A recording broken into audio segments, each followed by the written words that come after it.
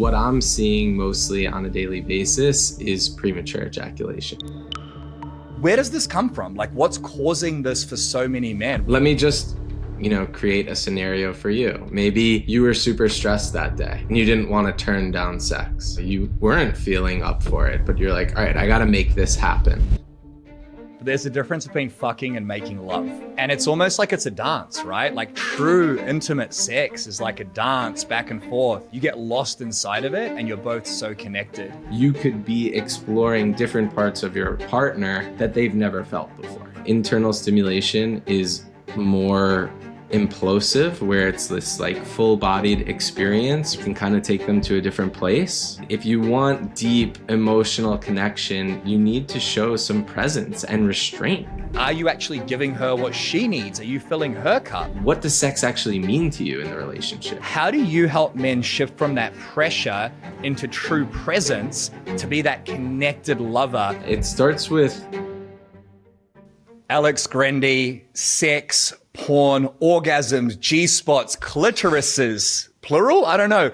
There is so much going on right now in the world of men, relationships, but ultimately intimacy. And looking through your content, brother, it is absolutely insane. You share the secrets and the life hacks I think every single man on the planet wants to know, but has no idea about. So today we're going to dive deep into these topics. Before we get stuck in, man, what do you think is the number one problem that men currently have when it comes to sex, intimacy, and relationships?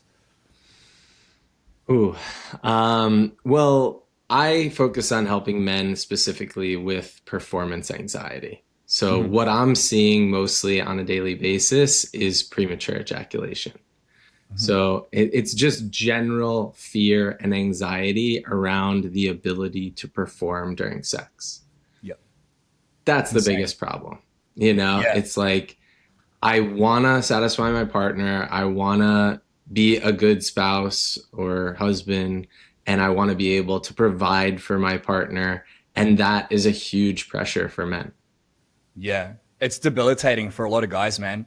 And it's funny that you're on this podcast right now because I've had no issues with sex with my wife for 9 years. She is the most attractive woman in the world to me, and our sex is better than it's ever been. My market and the guys I help, that's not the case. But about 2 weeks ago, man, I almost feel embarrassed to talk about it. I couldn't get it up. It was so weird, dude. And I've never had that issue before. And I felt shame. I felt guilt. My wife's like, it's fine. It's all good. It's normal. And in my head, I'm like, no, it's fucking not. Like, what is wrong with me? So then we weren't able to have it. It just couldn't stay erect. And then the next time we were going to have sex, I was so in my head. I'm like, what if it doesn't work anymore? What if I'm broken? And I was overthinking it so much that ended up affecting me more. Now, luckily, have had no issues since, but I remember that fear that was going through me. Where does this come from? Like, what's causing this for so many men? What's the big problem going on here? Well, there's a lot of different factors that come into play, for sure. I mean, I'd love to learn more about your experience and what might have been happening that first time that it happened. Let me just, create a scenario for you. Maybe you were super stressed that day and you didn't want to turn down sex. You weren't feeling up for it, but you're like, all right, I got to make this happen. But I'm really thinking about work. I'm not feeling confident in myself. I'm worried about a fire that I need to put out, and you're not really present. And then on a dime, you're trying to switch and be like, okay, no, I'm up for this. Let me perform. Let me get hard. Let me take care of my wife. But you can't because you're dysregulated, you're overstimulated, you're in like an unsafe place to be able to start intimacy. And if you don't create like a separation from that stress, that work, then you're shooting yourself in the foot. There's no way you're going to have a good experience unless you give yourself that time and space to regulate and come into that sexual interaction with relaxation and calm and intimacy. But That's maybe a topic that we can talk about is like, this comes up a lot for me, is most men think, hey, if sex is on the table, I need to be ready to go no matter what, Yeah. right? And if your wife was potentially the one like interested in initiating sex that time, and you're like, all right, I need to get my shit together. And it's like, Yeah. fuck, I'm not together, and I won't say it and I don't want to turn it down and I don't want to make her feel bad or whatever. So that's definitely one factor that could come into play. Absolutely. And a lot of men don't get initiation from their partner. So when you finally get that, it almost feels wrong to turn it down. And I think you're right. There's so much weight on the shoulders of men in this day and age. Like we have stress from providing, like you mentioned, stress from children, stress from work, not being able to switch off, and detaching from that and getting in the moment, not just in sex and regular life, is so foreign to so many men. And going back to that experience, like I felt it, I'm like, I'm not here. But then the guilt and shame was just eating away at me. It was like, what is wrong with me? I'm like slapping the little guy, like, what's going on, dude? What's wrong with you? So Yeah. how does this tie into pornography? Because I want to hear your perspective first. I want to share a story after that. What is the deal with pornography in this day and age when it comes to performance anxiety? And not just not getting it up or keeping it up, performing in bed and making your wife feel like it's the best sex ever. How does porn play into this equation? Yeah, I think porn plays into the equation in a lot of different ways. One could be the conditioning from porn of, like you mentioned, having even just general shame around watching porn or being sexual with yourself and trying to hide it from your family, your siblings, your parents, doing it in secret, feeling like it's something wrong with you for enjoying pleasure. And oftentimes those men are, or boys at that point, are habitually masturbating in fear and in shame and quickly. Mm-hmm. So that could be one way to condition yourself to experience premature ejaculation, for example. Yeah. On top of that, you also just you're watching sex in a way that is performance, right? You're watching male performers and the sex is designed for them. So you're seeing sex in a way that shouldn't be how you make love to your partner. But from a very young age, you're like, this is how it's done. I need to be rock hard immediately. I need to be able to pound away and do it in a million different positions. And if I can't, I'm a loser. I'm not a man, or I'm not going to be able to satisfy my partner. And if, in my case, if I'm matching myself up against a male performer who has an enormous penis, that's also going to be something that I'm like, oh shit, I don't have one of those. Yeah. So how the hell am I going to be able to satisfy my partner?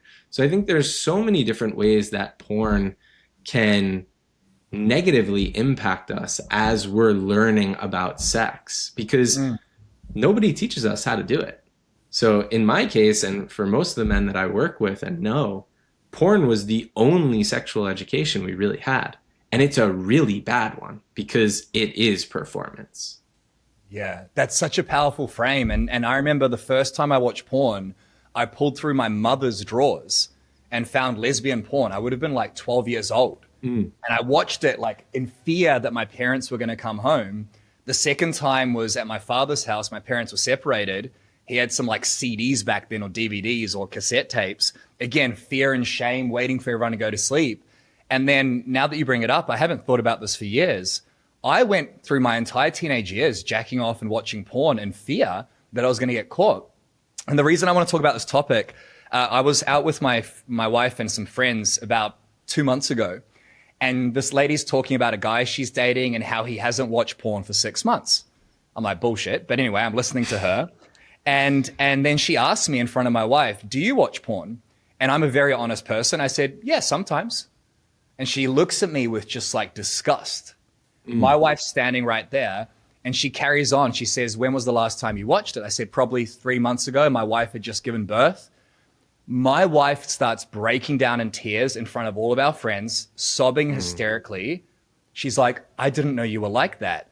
And it caused this massive drama. My wife and I went home, had a clearing conversation. She was upset. And her stories were, you don't find me attractive. You need pleasure elsewhere.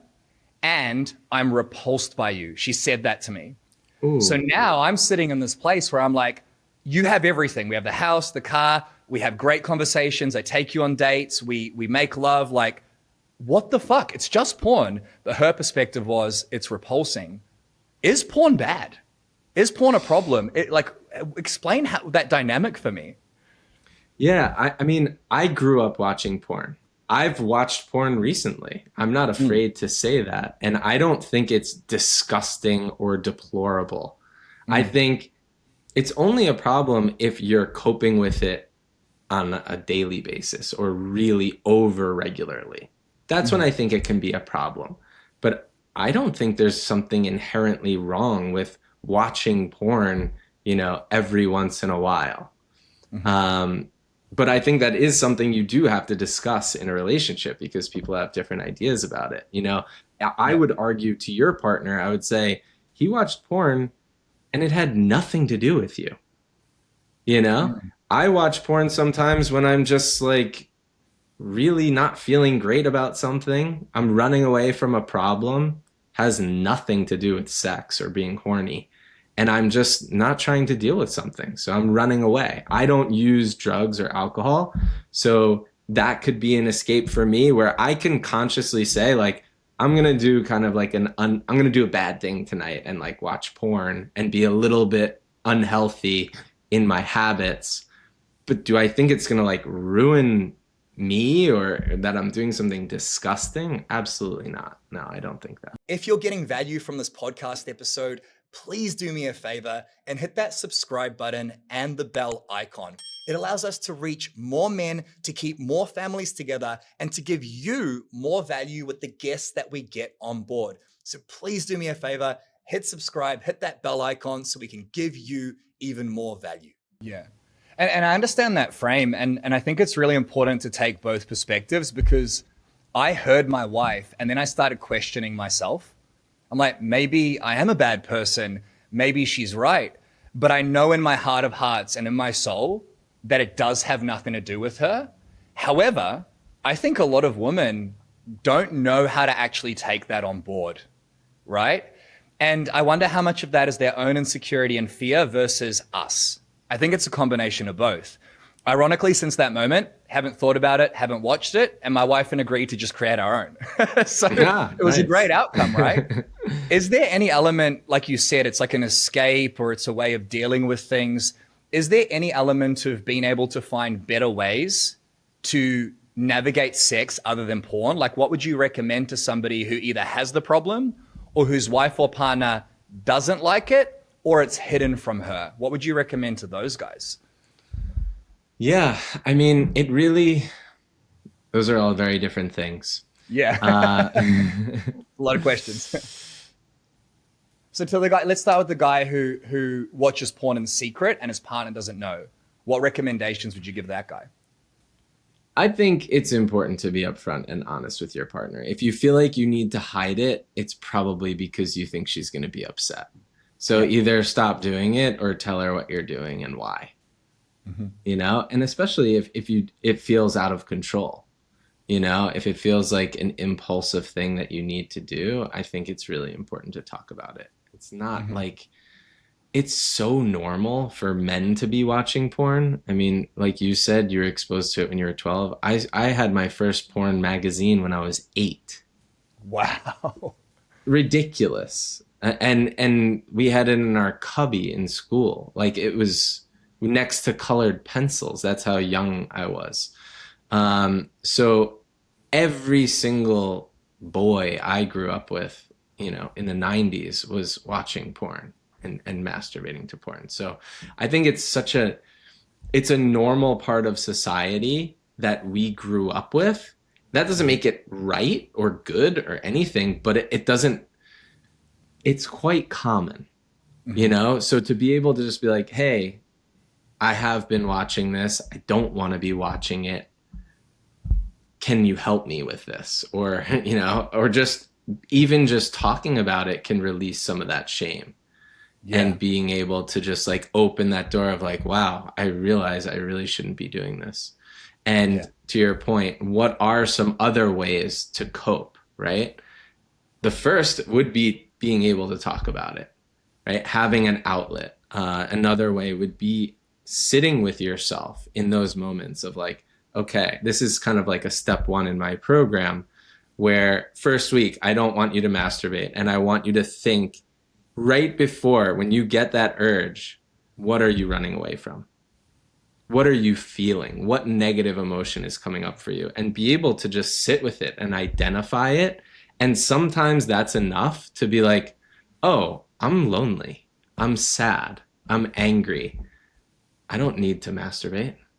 That's not what I want. That's not going to solve my problem.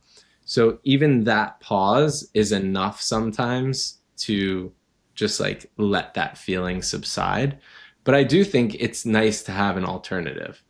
Um, Depending at what time of day or night it is, if it's in the middle of the night, obviously you're not going to like go for a run. But if it's really consuming you, like a cold shower is certainly enough to like shock you and be like, okay, I got that out of my system. Like I don't need this to Yeah. soothe. Um, Another thing that has worked for me, and it's kind of a funny thing because especially if it's a regular impulse, it's like, oh, I'm feeling like I'm bored or I just want to go masturbate or I'm horny. It's like, do 10 push-ups. Like move that energy elsewhere, right? And usually that's enough to again, like break the pattern where you're like, oh, I actually don't need to do that. I love that. It's repatterning yourself, and it all comes from awareness. And I'd Yeah. say to the guys who right now feel the guilt and shame around watching porn and your partner's not aware of it, if you're going to have the conversation, be prepared for hearing something you might not want to hear. Like to be told by my wife that she's repulsed by me as a man, that's like the darkest thing I can hear. That is a very hard place to be, but it also made our relationship so much stronger. And I think a lot of men, I could be wrong, so I'd love your perspective. They watch the porn because they're not fulfilled in their relationship. Since then, my wife has stepped up so much, which is so powerful on her side. I don't need it because she's meeting so many of these needs that happen for me. So we can stay on the porn topic, but your YouTube channel, and we'll drop it down below, is insane. There's something called the clitoral blind spot, the G-spot breakdown, like from performer to connected lover. There's all these things that you've talked about in your videos, and I'd love to talk about the clitoral blind spot. You've said plainly, most men still don't understand the clitoris. Why is clitoral stimulation misunderstood? And what can men start doing differently tonight to actually give their partner real pleasure? Because my wife's like, I'm too sensitive. And I like to go down on, that's my favorite thing to do. Every other partner I've had loved it. My wife doesn't love it. What am I doing wrong? What is the clitoris? Where is the clitoris? Tell me about that. Yeah. So one thing I'll say right off the bat is you can't treat one partner like another. You can't just expect that, oh, this worked for my previous partner. I'm going to do the exact same thing to my next partner because everyone's anatomy is completely different, and especially the clitoris. So you have to err on the side of caution and always start with feather light touch when you're touching the glands of the clitoris, which is when you pull back the clitoral hood and it's that open little bead or pearl. That would be the glands of the clitoris, and that's when it's completely sensitive. So if you're going to give that direct stimulation, you need to start at a 1 out of 100 and then build your way up and get feedback from your partner.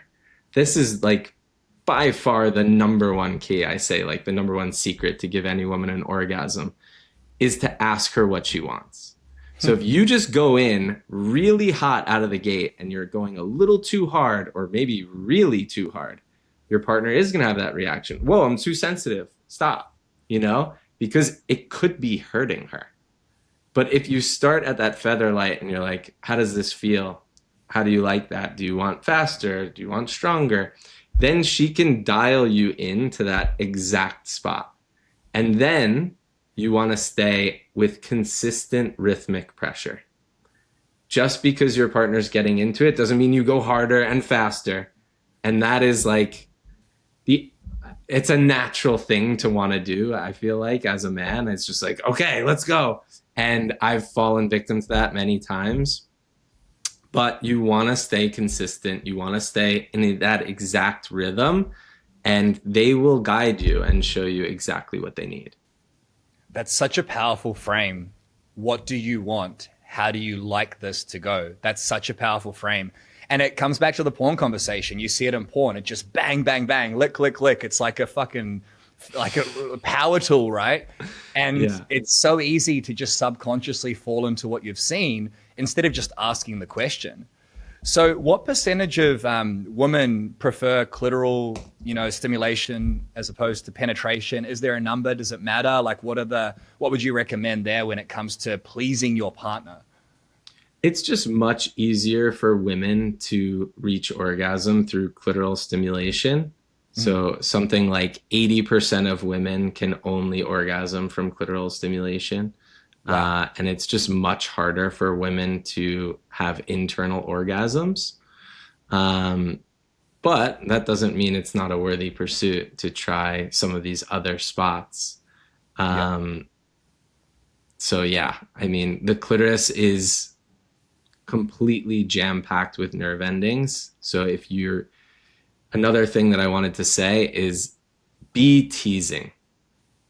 You want to be slow and sensual and soft and build that tension, especially you're giving her exactly what she wants, take it away a little bit instead of just doing, like you said, on porn where you just go right to 100, like let that tick along so that arousal builds and builds.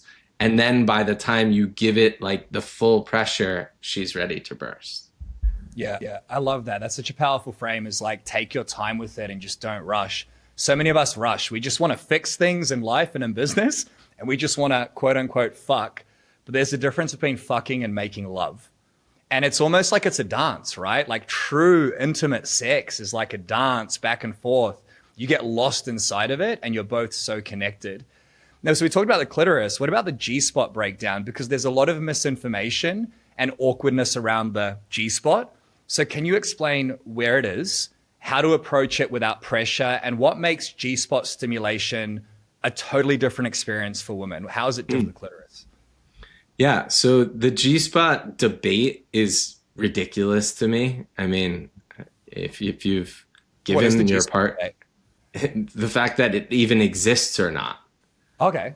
Some people don't believe there is such thing as the G-spot, Okay. but there absolutely is. And it's about 2 inches inside the vaginal canal on the top wall. And it's, been described as this kind of like walnut-like patch. It's just a different piece of tissue. So you'll know when you feel it. And the way to stimulate that can be a number of different ways. I have a great video on that.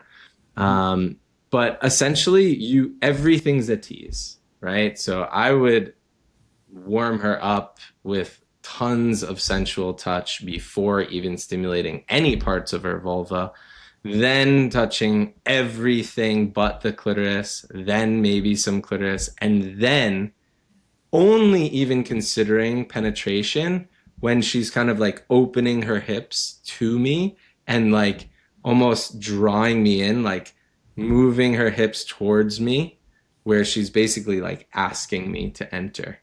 And of course you can ask, right? And then I would start to explore internal stimulation. And I wouldn't go right to the G spot either. Something that I also share is that most men just go inside the vagina and it's like straight down the middle fastball, and there's so much more of the vaginal walls that you can explore. So if you think of the vulva and the vaginal canal as a clock, then the clitoris would be at 12 and towards the anus would be at 6. And there's all these different spots on the vaginal walls that you can explore before you touch the G spot. And because most men just don't know this, you could be exploring different parts of your partner that they've never felt before. Mm-hmm. So, 9 o'clock, 11 o'clock, usually those parts right on the outsides of the G spot. So, like 1 o'clock and 11 o'clock are very, very nice. And then I would start to explore the G spot. And Amazing. basically, there's three kind of key ways that you can explore the G spot. One to start would be like very light touch. Again, that like feather light touch, just to check in and be like, hey, how does this feel? Because some women really don't like G spot stimulation, whether they've experienced painful sex before, where they had a partner who is just like jamming into that area that can cause like numbness or even pain. So just check in, see if your partner even wants that stimulation. Because a lot of men go down this route of like, I just want to make my woman squirt, and like they're on a mission. Your partner doesn't even want it. So check in, see if she likes that first, like maybe a little light come hither type stimulation. And then you can go into some other forms that are more pressure, like this one technique of anchoring in on your finger. So being able to like push in like this. Yep. And yeah, that is a way to give a woman an internal orgasm. And, from what women have shared with me, what I've seen in my own personal life, and also learned about and read about from teachers and mentors, it is a different experience for women. Internal stimulation is more implosive, where it's this like full-bodied experience where it can kind of take them to a different place, and it can bring up emotions, can make them cry. Whereas clitoral stimulation is a little bit more like a male ejaculation, where it's kind of a quick peak and then they're just kind of done. Okay. Where internal stimulation can kind of build and build and keep going. Okay. So can every woman squirt? I believe so. Yeah, Wow.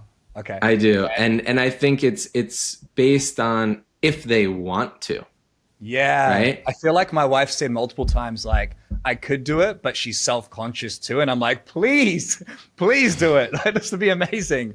But I think there's like a blockage there or something going on. What is that?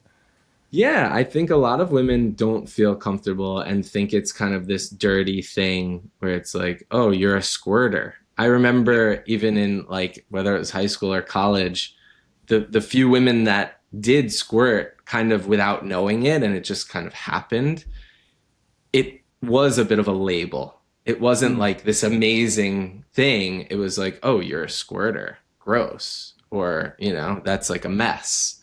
And it is coming from the bladder. Women, it feels like you have to pee. So women are like, I don't want to pee during sex. I don't want to pee on my partner or on my bed. But that is actually the feeling that they need to release into. So you'd have to say, I'm okay with that. There's a towel here. My partner's okay with it. I'm okay with it. But they have to want it. Yeah. And not everyone does.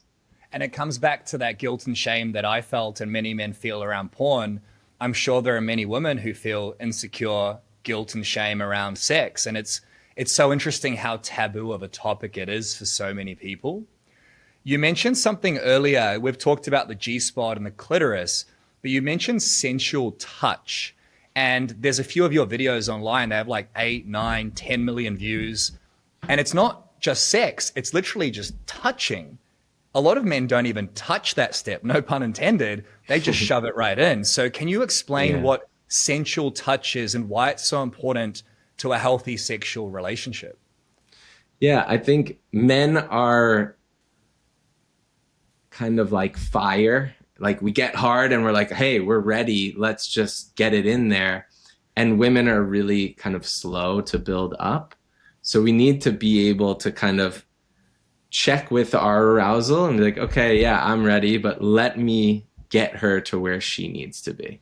And if you want deep emotional connection, you need to show some presence and restraint, right? The man who has control of himself. Yeah, I'm hard, but I don't need to thrust myself into you. I can hold it and have some control and give you and lead you into your pleasure, right? If the man is just rushing you there, like it's for them, unfortunately. But if you take the time and you're asking these questions and you're, how does this feel? What do you want? How do you like to come? How do you want to come tonight?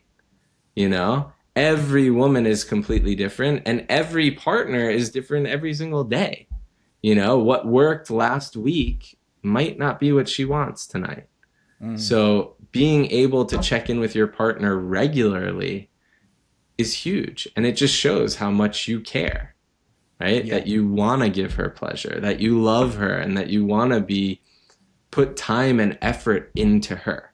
That's going to turn her on to a level 10 times more than the way you move your tongue. If you want to actually take this framework that I shared and apply it to your life, it's part of our Empowered Man Armory and our app that we've spent almost 250 grand on. If you want access to a powerful system where you can use this reframe system I just shared with you every single day, then find me on Instagram at Tony Empowered Man. TonyEmpoweredMan. I'll put the link down below as well. Send me a DM saying reframe, and I'll give you this exact framework as well as early access to the Empowered Man app when it launches. So powerful, man.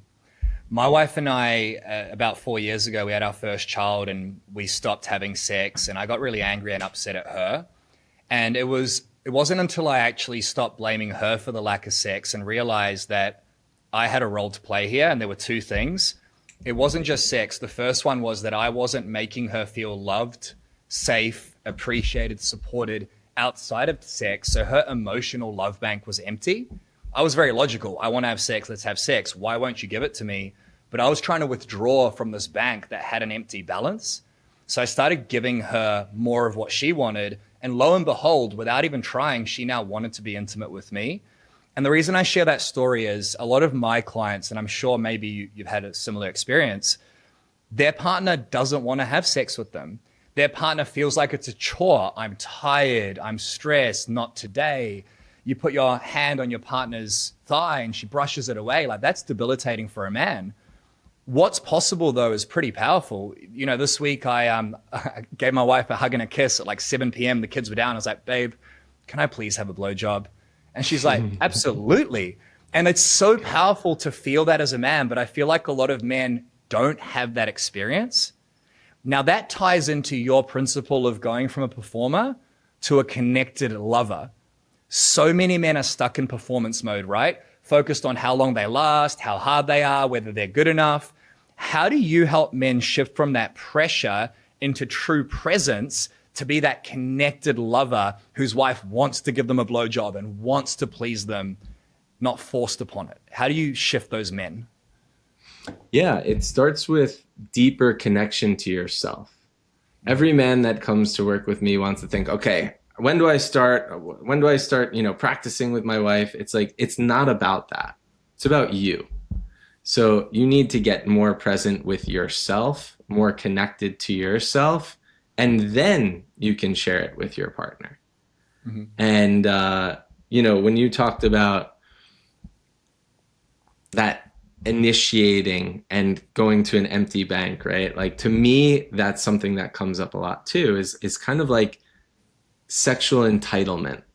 Hey, we're in a relationship. It's been a month. Like, where's the sex? Without actually giving to it, right? Without listening, without having emotional connection, just expecting it because, hey, we're in a committed relationship. There's like an allotment here that needs a quota. And that's certainly not going to get you anywhere. I think it's really important to have the understanding that you need to put in effort to earn sex from your partner, no matter what. And be the prize. Like, that's such a great frame, sexual entitlement. I worked hard all day. I provide, therefore you should have sex with me. You're my wife, therefore you should have sex with me. But how many men are not the man that the wife fell in love with?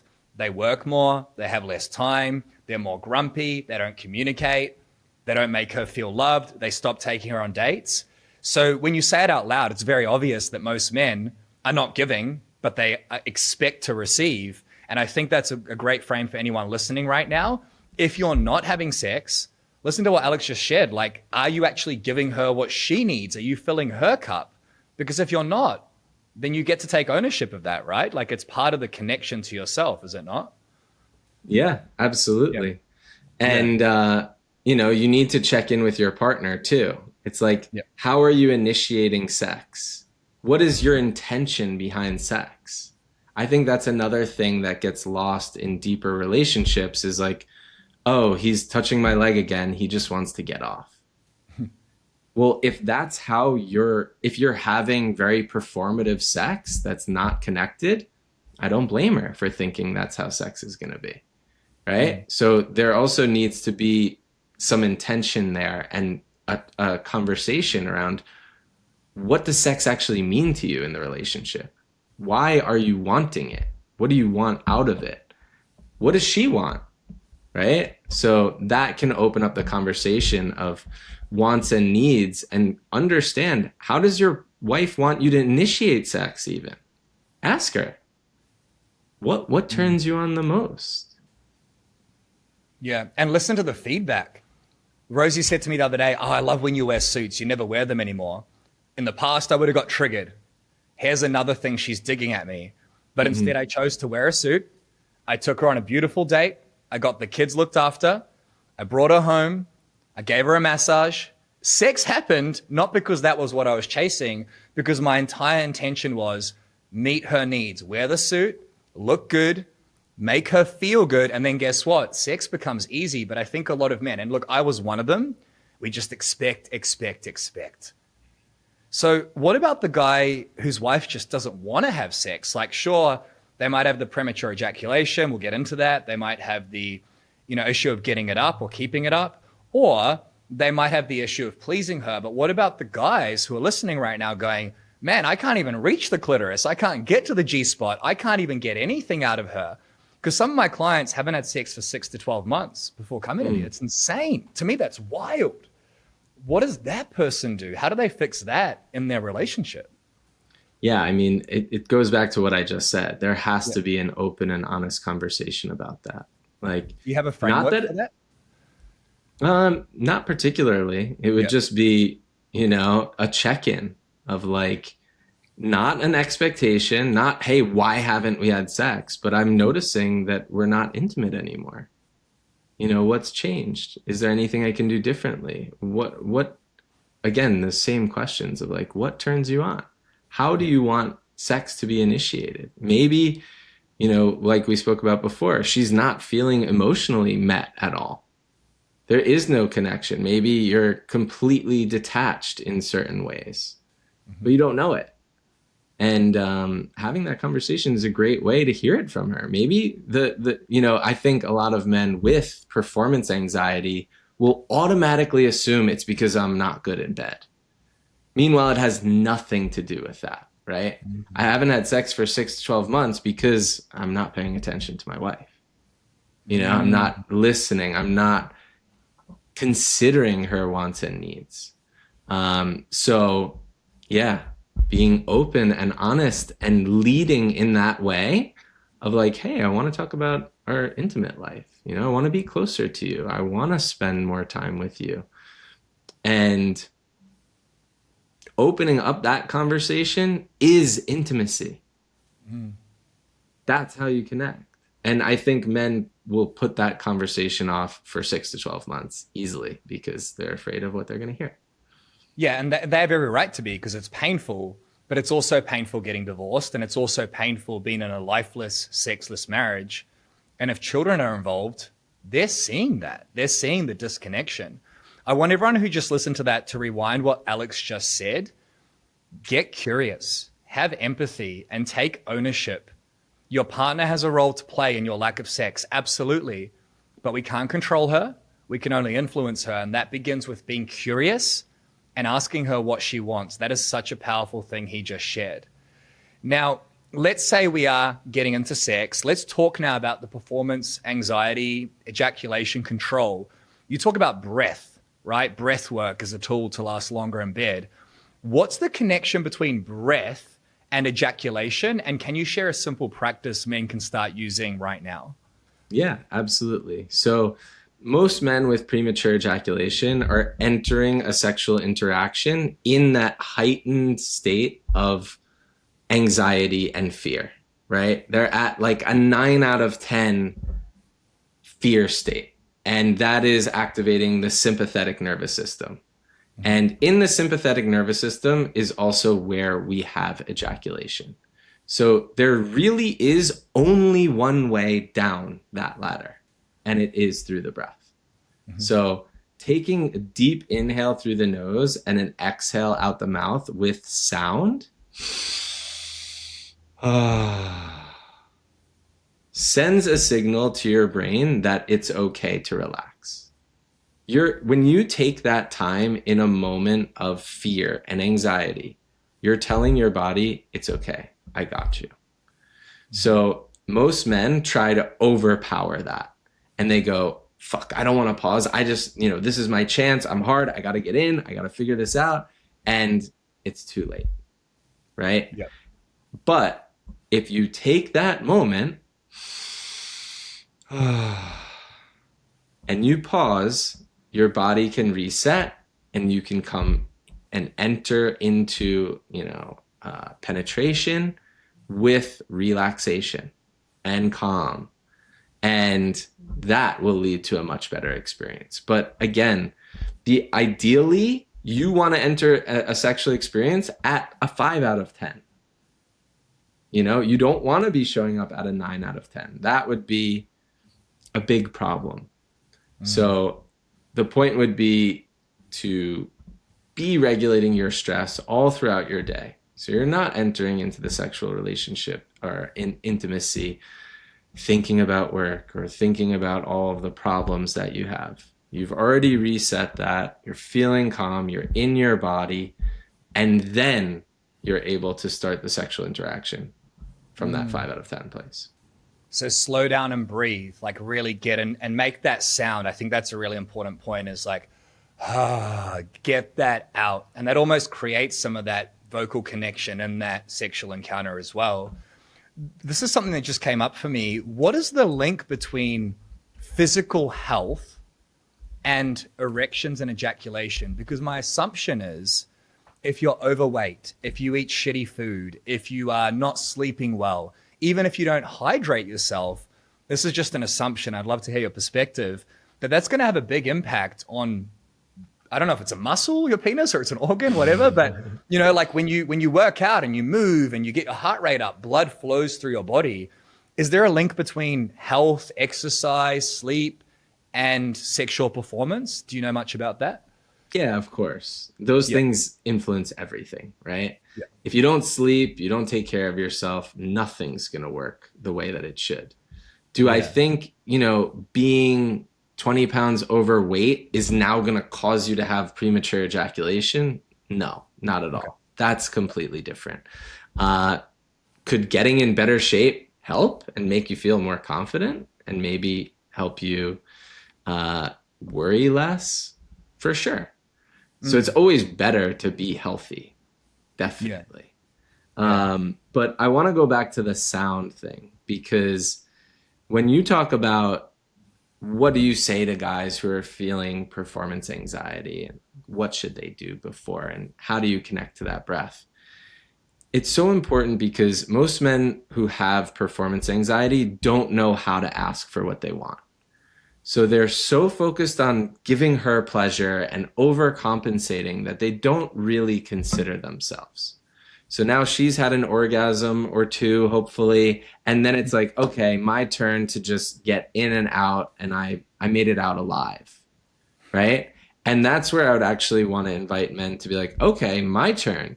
Here's what I want. Touch me here. Kiss me here. And already, before you're even touching genitals, you're already connected to that breath. Mm.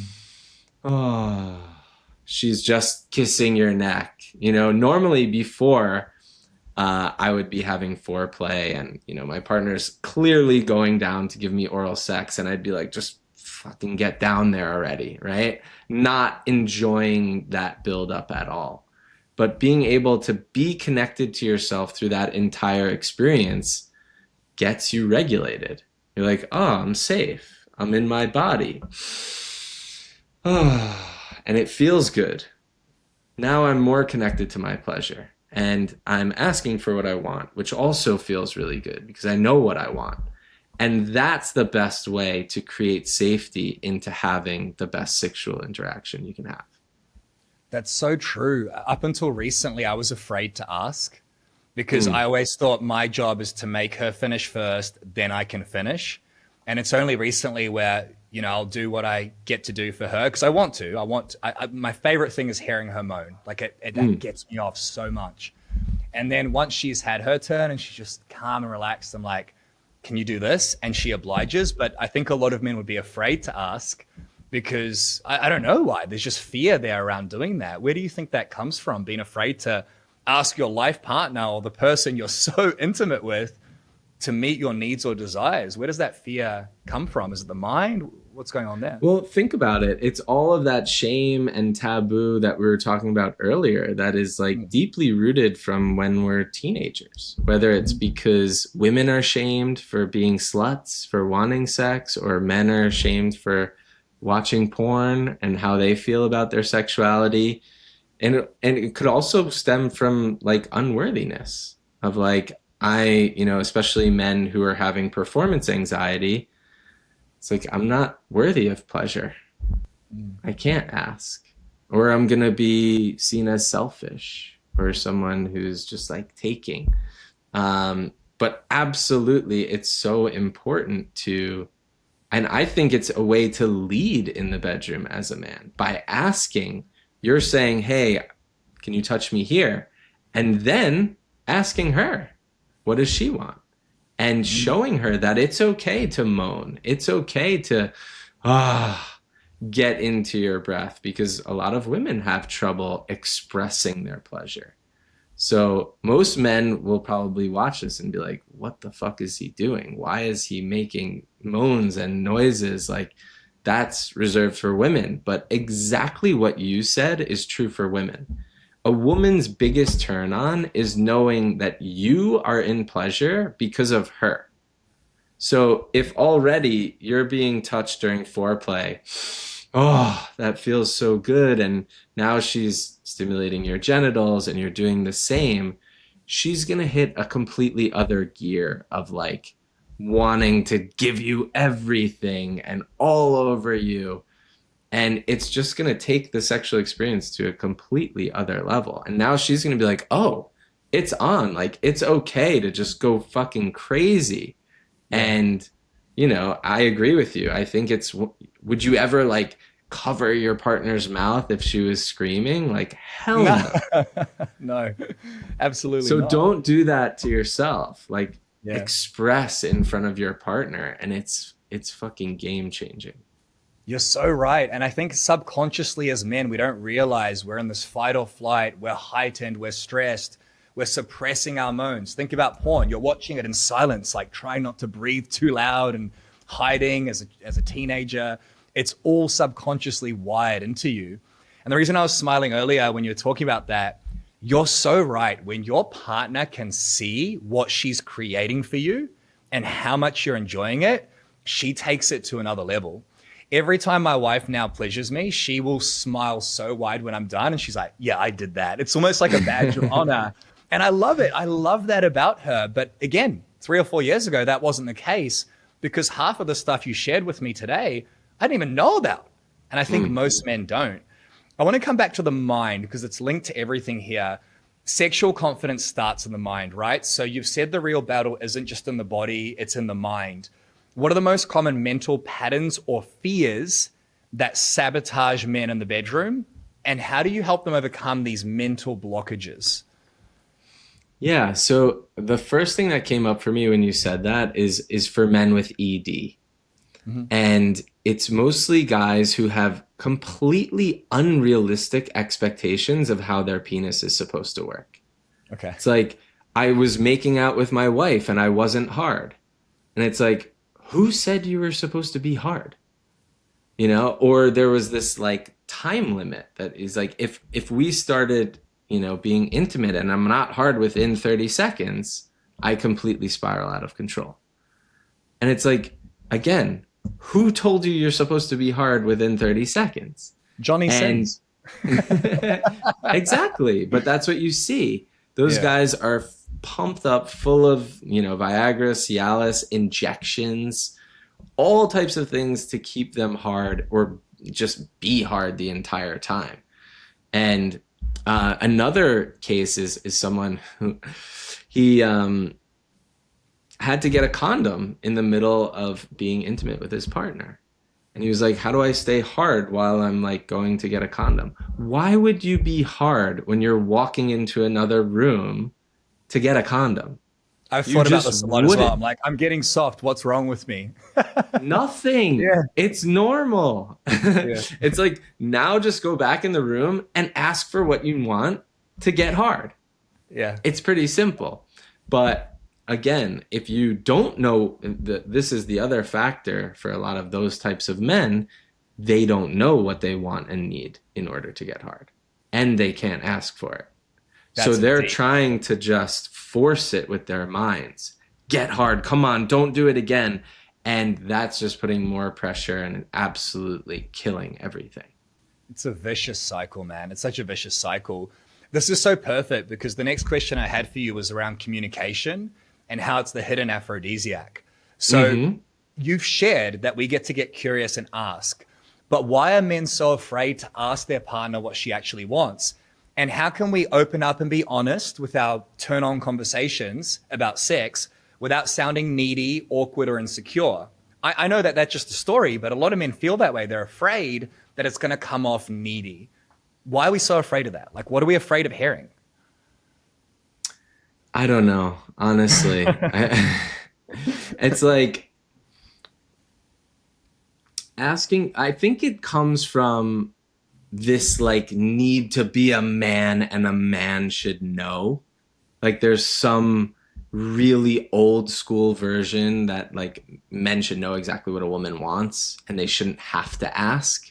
I think a lot of men feel that innately, like there's a weakness in asking, like how could you not know?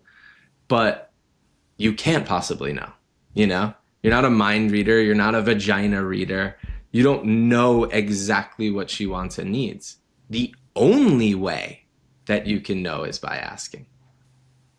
And so true. This is something I wanted to share for men who are really struggling with their partner and maybe their partner isn't enjoying pleasure, is that if your partner doesn't know what she wants and needs in order to reach orgasm, then there's likely nothing you can do about that. That's like her journey to go on. So if she's not regularly reaching orgasm with herself and in her own self-pleasure, then it's going to be really difficult for you to do that as well. So how do you help someone who's going through that? Do you just guide her or try to support her in that journey? What do you do with your clients? Well, first, I want to go back to that other question where, asking your partner about sex is one of the strongest and manliest things you could ever do, in my opinion, because it's like cutting through this topic that is so scary for everyone. And as a man, being able to stand in it powerfully and be like, hey, let's talk about this openly. What is, your deepest desire? How do you want to be touched? How do you, like, to me, that's showing power and leadership. Nothing, like there's nothing weak about that. So if anything, that's like the number one way to create safety around sex. Like I'm single right now, so I always talk about sex before I'm intimate with a partner. And then we know our intentions, we know what each other like, we know what we don't like. Makes it really easy to give each other what they want. It's like it Powerful. doesn't take away the fun. It makes it more fun. It's like, whoa, you're gonna do you like doing what I want, and I like doing what you want. We're gonna have a fucking good time. And it's funny because in business, like you have meetings, and when somebody's not performing, you pull them aside and you discuss their perspective and ask them, tell me what happened here, and say, this is what I expect from you. And I know that's not exactly the same way to do it in sex, but it does come back to open communication. It's like, we haven't been intimate. What's my role in this? What would you like me to do differently? Can I share Yes. with you what I want? Like these are very simple, open questions, but so many men are afraid of asking them because they're afraid of what they're going to hear. And I'd recommend to anyone who is afraid, be more afraid of being stuck in a sexless relationship. They're both Yeah. painful. And one is like a bit of pain now for lots of pleasure, literal pleasure. The other one is you just stay stuck. And unfortunately, so many men are stuck. It's very sad, but it doesn't need to be that way. You know? Yeah, and you should be communicating before, during, and after sex. Ooh. Can you dive into that again? Yeah. It's like before would be like, hey, what do you want tonight? You know, maybe she just wants oral sex. Maybe she doesn't want penetrative sex. During sex would be like, hey, how does that feel? Do you want something different? How about this? How does that feel? Then you give her exactly what she wants. Then after, hey, how was that? How did it feel for you? How do you feel right now? That's that honestly, you just blew my mind with that because it's such a simple principle that I've never done. Yeah. It's Before, usually during, like and after. Yeah. at the end, we're both just like laying, we're happy, but we're not talking about it. Why Yeah. not? How was that for you? Oh, it was amazing. I loved when you did this and I loved when you did that. It's just more connection and Mm. you learn more. I had a recent, back to that squirting conversation we were having earlier. I was with a new partner maybe a year or two ago now. And I gave her a squirting orgasm and just assumed that I was like the man, right? Like she was squirting everywhere. I was like, oh, I just rocked her world. The next morning, she was like, I really didn't enjoy that. She's Wow. like, I didn't want to squirt and I don't want to have orgasms that way. And I was Wow. so happy that she was able to share it with me because I was like, wow, I didn't realize that. Thank you so much for sharing. And then the next time we were intimate, I did it in a completely different way and was more clitoral. And it was what she wanted and she was so happy. So it's really important not to just assume because you don't. You're not a vagina reader, you said earlier. Yeah. It's such a great frame. All right, we've got a couple more questions. Full body pleasure. What most hmm men miss. So you talk about full body orgasms and energy based sex. What does that even mean? And why should men stop chasing just the end goal and start exploring this deeper kind of pleasure that you talk about? Yeah. So if you're just going to have sex for an ejaculation, then that is goal oriented sex and it's completely performance based. So it doesn't mean that that's horrible sex. That can still be pretty good. I had sex like that for 15 years, and I had some good experiences, but you could be way more present in the experience and be feeling a hell of a lot more if you're not focused on the goal of ejaculation and you're more focused on the sensations in your body, your partner, that depth of connection. So we talked about the breath. How many men are consciously aware of their breath during sex? Very few. Hardly any, right? So I think everyone's just like, I'm in, I don't know what I'm doing. I'm just like, whatever happens, going as fast as I can, as hard as I can. I'm mixing it up, but not connected to their experience at all if they're just going for ejaculation and orgasm. So if you're able to slow it down and you're moving that energy and going fast, but then going slow and pulling your partner in and having more intimacy and kissing, you can experience so much more pleasure than just an ejaculation. And don't get me wrong, ejaculation is awesome. I love it and it should be celebrated. But you can also have amazing experiences without ejaculation. And you can basically ride the wave of right before the point of ejaculation and pause and stay in that moment with connected breath and feel that orgasm sensation without an ejaculation. It's not the same. It's very different. It can be really subtle at times, it can be super intense at times, but it's not like an ejaculation. The difference is instead of, going right to the point, maybe you have sex for 5 minutes, 10 minutes, and you ejaculate, this could be prolonged for 10, 20, 30 minutes if you wanted it to.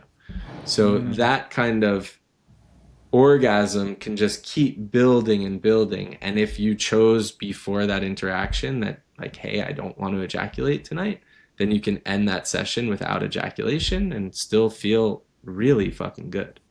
Sounds so foreign. Like I hear you, and it's just such a foreign concept, and so many men will let that go over their head. But that is what full body pleasure can be: is really getting in, and it's not just the end goal. It's a deeper kind of pleasure, right? Now, to the man who feels like he's failing, if a man's listening to this right now, he's struggling, whether it's with PE, ED, shame, disconnection. What's the very first thing you want that man to know? What can he know or do today to begin rewriting his story around sex and pleasure? I think the first thing that I want to say is it would be totally normal to be in your position. Like, to me, it would be weird for a man in 2025 between the ages of even 15 to 60 plus to not feel performance anxiety. I think every factor of life is kind of against our ability to feel safe and in control during sex. So the first thing I would say is it's completely normal that you're experiencing this. And the second part of that is to, like, please don't shame yourself for that. Like, have compassion for the part of you that just doesn't know what the fuck you're doing. Like, that's, nobody teaches us sex. So again, like, have patience and compassion for yourself that you just didn't know what to do yet. And then having the courage to be able to own it and admit it and be like, whoa, this is a real problem. Let me face this. Let me talk to my partner about it. Let me talk to a buddy about it, or maybe just start looking up some research online and seeing, what are my options? Whether it's just watching a video on YouTube, but understanding also that this is something you can 100% fix if you want to. I love that, man. Love is the absence of judgment. And if you have a child that tries standing up once and falls over, you don't yell at the child and tell it it's a piece of shit and it will never walk again, and then it rolls through life. It tries to stand up 1,000 times. And if you are a man struggling right now, rewind that section, be kind to yourself, have compassion, and just take ownership that there is a problem, and that's okay. And then choose to do something about it if you want to. And that's where Alex's content will come in. We're going to drop your links down below. Guys, Alex's channel has over 500,000 subscribers. Some of the videos have over 10 million views, and they are absolute gold. They're absolute fire to watch on your own or even with your partner. So, Alex, where would be the best place for people to find you and consume your content to understand what you do better? Yeah, absolutely. Thank you so much. For anyone who's, even if you're struggling a lot, but if you're not struggling that much and you just want to learn some new stuff, definitely go to my YouTube channel. That's all free. And I really don't hold back. I don't, hide anything behind a paywall. You can get amazing stuff there and learn a ton and completely change your sex life just from my YouTube channel. Absolutely. If you're a man who's really struggling and needs support, that's where you could reach out to me directly by going to alexgrendy.com, and we could book a call and see if we're the right fit to work together. Amazing. And we'll drop both those links down below. So guys, go to the YouTube channel, consume the content. If you like what you see, book in a call with Alex. And if you're really struggling, go straight to the call. Have a conversation with an expert, because there is a world out there for you where you don't just have great sex, but you feel confident. You feel powerful as a man. You feel like the prize for your partner or wife, and you can please her not just emotionally, but sexually as well. And if you don't know how to do that, there's nothing wrong with you. You're simply just lacking the tools, you're lacking the support, you're lacking the plan, and that's right in front of you. So go check out the links down below. Is there anything else you want to share with the listeners before we let you go, Alex? I mean, that was beautiful. Thank you for sharing that. And I would just reiterate, like, sex is a learned skill. You can be amazing at sex if you want to. You just need to put in the work and effort, and you can completely change your sex life. Amazing. Thank you so much for being here, brother. You're doing God's work. We appreciate you. Have a phenomenal day. Thank you so much, man. If you want to actually take this framework that I shared and apply it to your life, it's part of our Empowered Man Armory and our app that we've spent almost 250 grand on. If you want access to a powerful system where you can use this reframe system I just shared with you every single day, then find me on Instagram at Tony Empowered Man. TONIEMPOWEREDMAN. I'll put the link down below as well. Send me a DM saying reframe, and I'll give you this exact framework as well as early access to the Empowered Man app when it launches.